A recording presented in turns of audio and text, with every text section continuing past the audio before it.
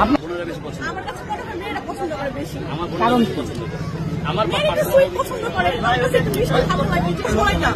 ওটা টেস্ট, এই যে এটা যেটা খেলেন এটা মোটামুটি আছে, মোটামুটি আমার কাছে এটা ভালো লাগে না, বাট এটা ভালো লাগছে। মোটামুটি হইলো কেন? একটু জাকির ভাইকেও জিজ্ঞেস করেন না। আমি সবাইকে বলি সবার টেস্ট তো আর সমান না। সবার কিন্তু টেস্ট আলাদা হয় না। তো আমার কাছে এটা ভালো লাগছে অনেক, সবসময় এটা খুব ভালো লাগছে। যারা ইনবক্স করতেছ তোমরা এখানে আসতে পারো, এসে খেতে পারো এটা। আলহামদুলিল্লাহ। আপা আসলে রসমালাই বেশি পছন্দ। আপা যারা ইনবক্স করতেছে আপনাকে, আপনি তাদেরকে এসে খেতে বললেন, পেমেন্ট কে দিবে?